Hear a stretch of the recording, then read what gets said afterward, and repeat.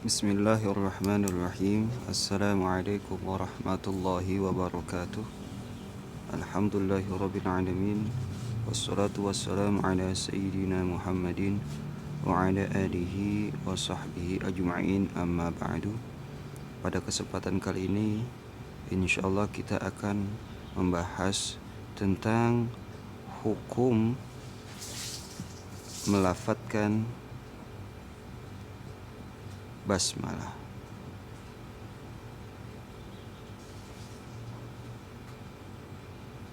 Itu ketika seseorang mengucapkan kalimat Bismillahirrahmanirrahim, maka adapun hukumnya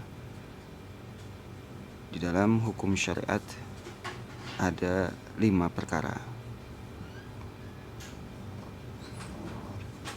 Yang pertama, terkadang mengucapkan basmalah dihukumi wajib al-wujub.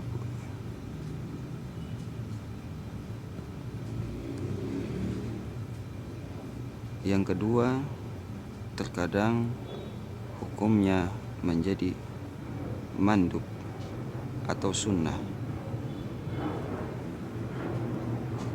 Terkadang hukumnya menjadi haram, al-haram.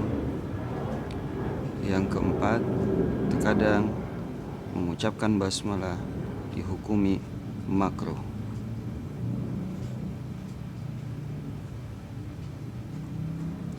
Dan yang terakhir, mengucapkan lafaz basmalah terkadang hukumnya mubah.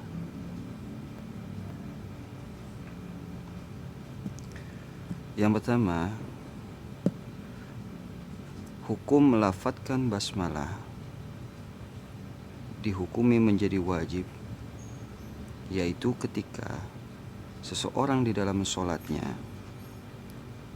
diwajibkan, termasuk daripada rukun sholat adalah membaca suratul Fatihah, yang dimana di dalam madhab Imam Syafi'i salah satu daripada ayat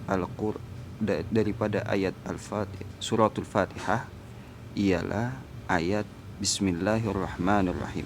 Maka mengucapkan ayat Bismillahirrahmanirrahim dihukumi menjadi wajib. Jadi hukum melafadzkan bismillah menjadi wajib apabila sebagaimana kama fis shalah.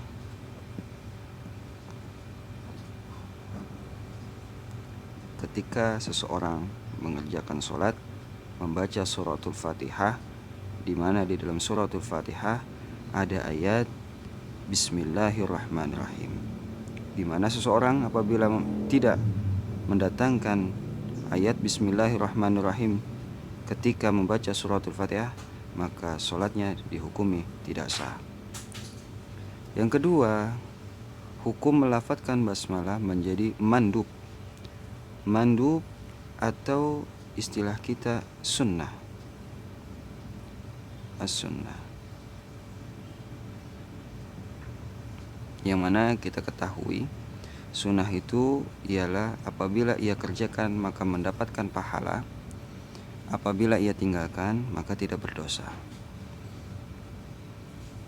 Dihukumi mengucapkan lafaz Bismillahirrahmanirrahim menjadi sunnah atau mandub, yaitu sebagaimana di dalam hadis Rasulullah kemarin, kulu amrin zibalin, yaitu ketika mengerjakan segala perkara-perkara, ada kulli amrin zibalin.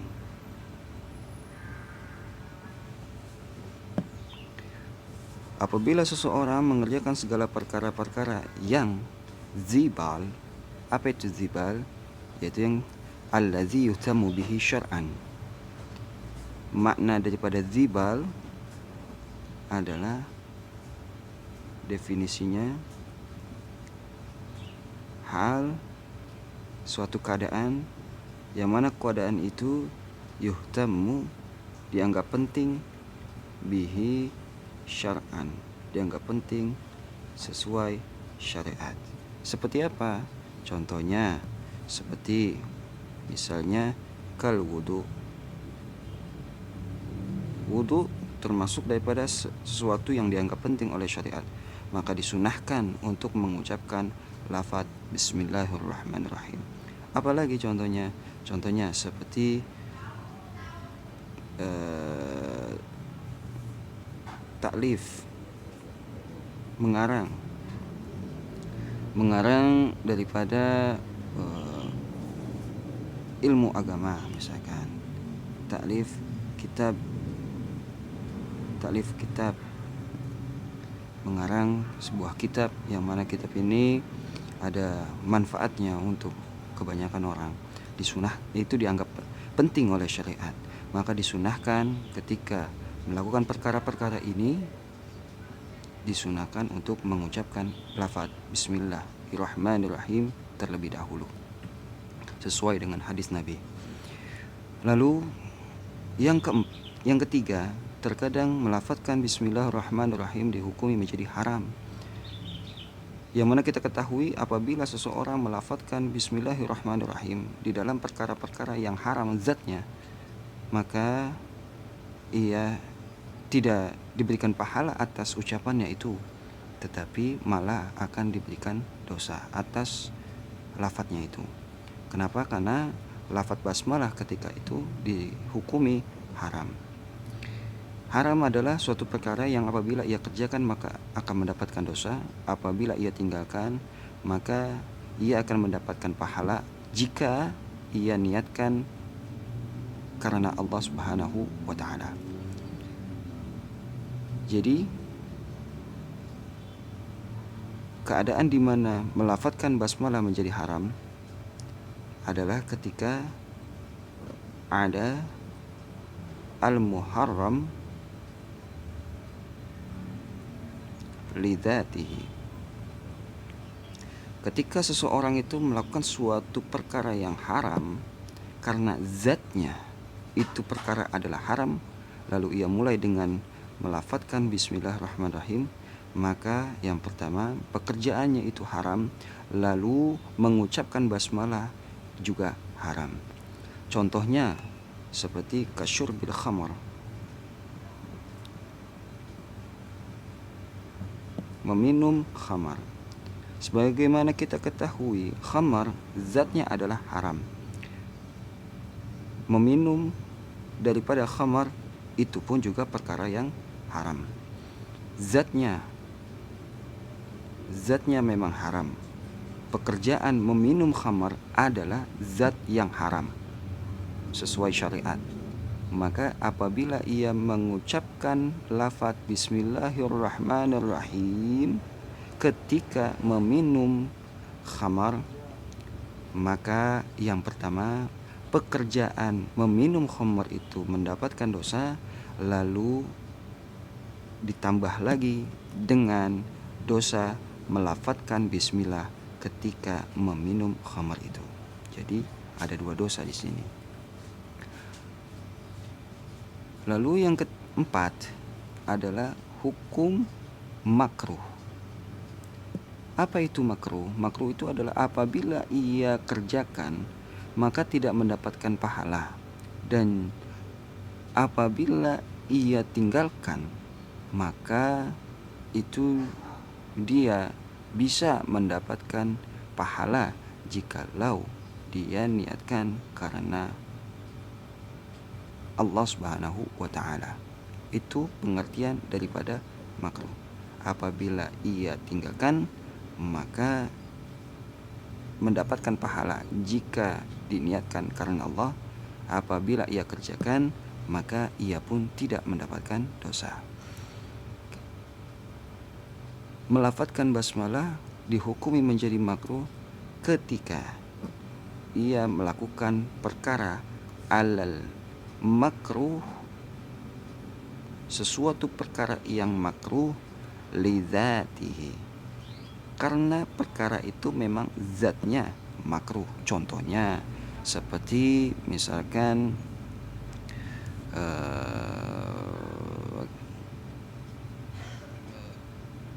Contohnya misalkan kanadhari, ia melihat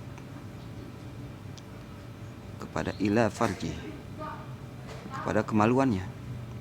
Secara syariat, hukum melihat kepada kemaluan, baik kemaluan pribadi atau kemaluan daripada istrinya, maka yang halal tentunya, maka menurut syariat pekerjaan melihat itu dihukumi makruh. Apabila ketika ia ingin melihat dimulai dengan basmalah, ketika ia melihat dibarengi dengan pengucapan basmalah, maka hukum pembacaan basmalah itu dihukumi menjadi makruh. Contohnya yang lain, contohnya misalkan ia itu mencabut gitu, mencabut karena contoh kanat fi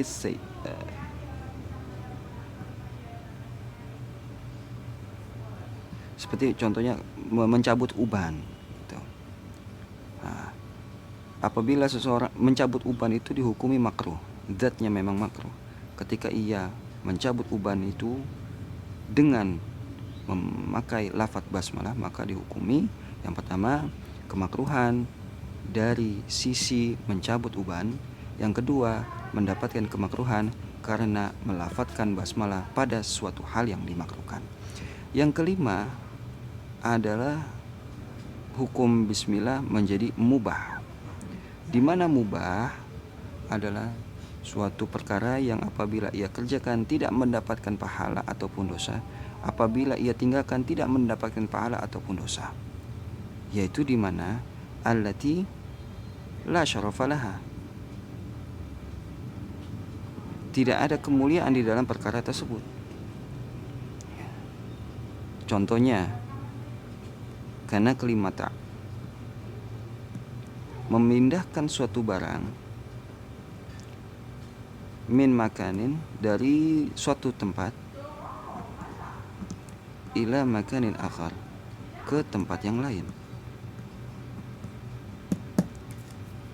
Ini perkara-perkara yang mubah, yang diperbolehkan oleh syariat. Apabila barangnya ada di kanan, kemudian kita pindahkan ke yang kiri, nah itu tidak mendapatkan pahala dan juga tidak berdosa apabila ia kerjakan. Tetapi perkara-perkara yang mubah itu bisa dianggap menjadi sebuah pahala apabila ia niatkan ibadah. Contoh, mandi pagi adalah sebuah kebiasaan, al-adah. Mandi pagi adalah sebuah kebiasaan yang dimana mandi pagi itu hukumnya mubah. Di mana hukum mubah apabila ia mandi pagi tidak mendapatkan dosa dan tidak mendapatkan pahala juga.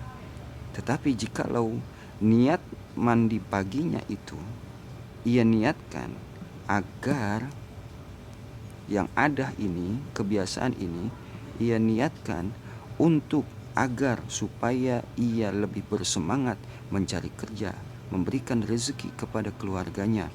Kemudian ia niatkan kembali agar ia bisa lebih bersemangat di dalam beribadah kepada Allah Subhanahu wa taala, maka kebiasaan itu yang mana ia niatkan menjadi ibadah, maka hukum kebiasaan itu berubah, hukumnya yang tadinya mubah menjadi mendapatkan sunnah, yaitu mendapatkan pahala. Dianggap ala kulli amrin zibalin halin yuhtamu bihi syar'an. Wallahu a'lam bishawab.